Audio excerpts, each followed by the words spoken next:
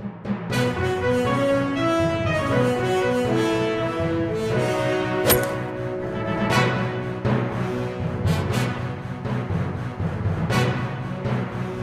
من الشیطان اللعین الرجیم، بسم اللہ الرحمن الرحیم۔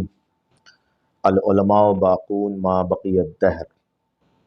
فرمان معصوم ہے کہ علماء باقی ہیں جب تک زمانہ باقی ہے، جب تک دنیا باقی ہے۔ ظاہر ہے کہ علماء کی بقا یہاں بقائے معنوی مراد ہے، ان کا علم باقی ہے، ان کی فکر باقی ہے، ان کا اجتہاد باقی ہے، ان کے نظریات باقی ہیں۔ علماء کا ایک سلسلہ ہے، علماء کی ایک فہرست ہے، اور علماء کے حوالے سے روایات میں بے پناہ فضائل اور عظمت بیان ہوئی ہیں۔ علماء کی فہرست جو ظاہر طور پر سامنے آتی ہے وہ غیبت کبریٰ کے دور میں ہی سامنے آتی ہے، اور چونکہ غیبت صغریٰ ائمہ کے ادوار کے بعد جب غیبت صغریٰ کا آغاز ہوا، اور غیبت صغریٰ میں نوابین اربع جو تھے وہ امام زمان عجل اللہ فرجہ الشریف تک لوگوں کے پیغام پہنچاتے تھے، اور امام کے جواب موصول کر کر لوگوں تک پہنچاتے تھے۔ لیکن جب 338 ہجری میں نواب اربع کا زمانہ ختم ہوا، یعنی غیبت صغریٰ کا زمانہ ختم ہوا اور غیبت کبریٰ کا آغاز ہوا، اور امام نے اپنے چوتھے نائب کے بعد پھر کسی کو نائب نہیں مقرر کیا، تو اس دور سے پھر علماء کی ایک طویل فہرست سامنے پیش کی جاتی ہے کہ جو علماء دین کے علمبردار بن کے سامنے آئے، اور انہوں نے دین کے مسائل اور فقہی مسائل کو عوام کے فقہی مسائل کے جواب دینا شروع کیے ائمہ معصومین علیہ السلام کی احادیث کی روشنی میں اور ان کی احادیث کے ذریعے۔ اور وہ فہرست جو شروع ہوتی ہے، سب سے پہلا نام جو علماء کی فہرست میں لکھا جاتا ہے وہ جناب محمد ابن یعقوب کلینی کا لیا جاتا ہے۔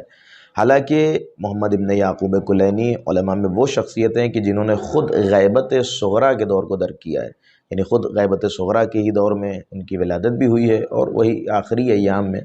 ان کی وفات بھی ہوئی ہے۔ غیبت صغریٰ کے دور ہی میں شہر ری سے تقریباً 38 کلومیٹر دور شہر کلین نام کے دیہات میں پیدا ہونے والا یہ شخص کہ جن کا نام محمد ابن یعقوب اور اللقب ان کا کلینی، یعنی ان کے گاؤں سے منسوب کلینی کہا جاتا ہے۔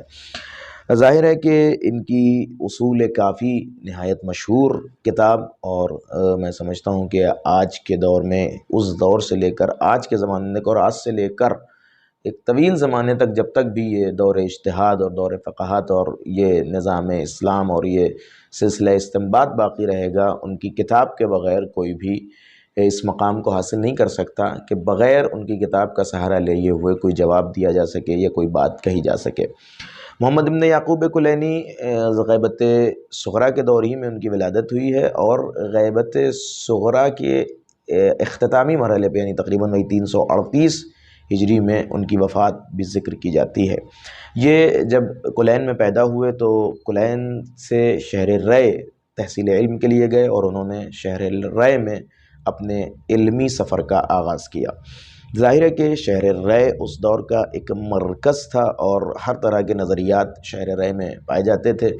اور حنفی، اسماعیلی، شافعی اور انہی میں شیعہ اثنا عشری نظریات بھی مخلوط تھے۔ بہرحال اس دور میں انہوں نے علمی سفر کا آغاز کیا، اور ابو الحسن اسدی جو ان کے استاد تھے ان سے علم حدیث سیکھنا شروع کیا، اور اس سفر کو بڑھاتے ہوئے انہوں نے بغداد کا سفر کیا۔ ظاہر ہے کہ وہیں بغداد میں ان کے سفر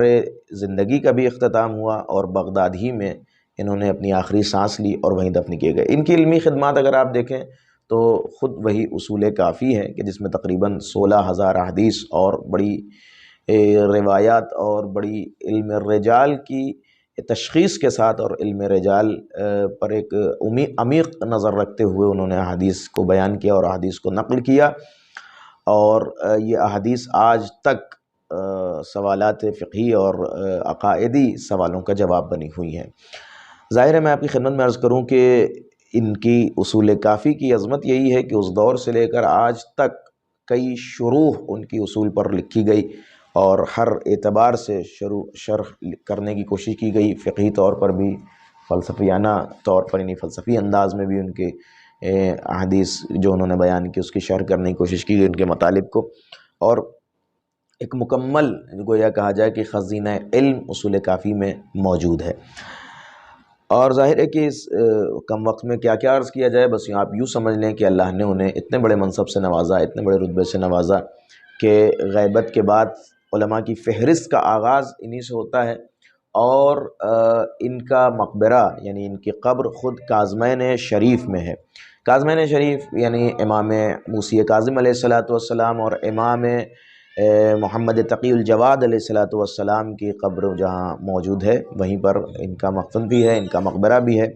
اور ان کو وہیں دفن کیا گیا۔ حکایات میں، تاریخ علماء میں کافی لوگوں نے نقل کیا ہے کہ ایک زمانہ ایسا آیا کہ جب بغداد پر ایک ناصبی حاکم مسلط ہوا، اور اس نے یہ کوشش کی کہ بغداد میں جو ائمہ کی قبور ہیں ان میں سے ان قبروں کو شگاف کر کر ان قبروں کو کھول کر دیکھا جائے کہ وہاں پر آیا جسم ائمہ موجود ہے یا نہیں ہے۔ تو اس نے ایک تاریخ معین کی کہ ہم اس تاریخ میں آئیں گے جو شیعوں کا یہ عقیدہ ہے کہ ائمہ کی قبر پر جاتے ہیں، تو لہٰذا ہم اس قبر کو کھول کر دیکھیں گے کہ آیا اس میں کوئی جسم ہے یا نہیں ہے، یا شیعوں کا یہ ایک بنایا ہوا عقیدہ ہے جو قبر کی نسبت میں اتنا احترام رکھتے ہیں۔ تو کہا جاتا ہے اور لکھا بھی ہے اس میں یعنی تاریخ علماء میں کہ اس بادشاہ کے وزراء میں کوئی ایک شیعہ وزیر تھا۔ ظاہر ہے کہ اسے بڑی فکر لاحق ہوئی کہ اگر ایسا ہوا تو ایک بہت بڑی بے حرمتی ہوگی، ایک بہت بڑی توہین شمار ہوگی کہ ایسا کس لیے ہوا۔ تو اس نے بادشاہ کو بہت زیادہ سمجھانے کی کوشش کی، اور اس نے کہا کہ آپ ایسا نہ کریں، یہ بہتر نہیں ہوا، لیکن بادشاہ کی اپنی ضد تھی، اس نے نہیں مانا۔ بالآخر ایسا ہوا کہ آخری ایام میں، یعنی جب وہ دن آیا جس دن اس نے معین کیا تھا کہ اس دن قبر ائمہ کو کھول کر دیکھا جائے گا، قبر امامین کو کھول کر دیکھا جائے گا کہ اس میں جسم مطہر ہے یا نہیں ہے، تو اس نے کہا کہ آپ شیعوں کا عقیدہ جو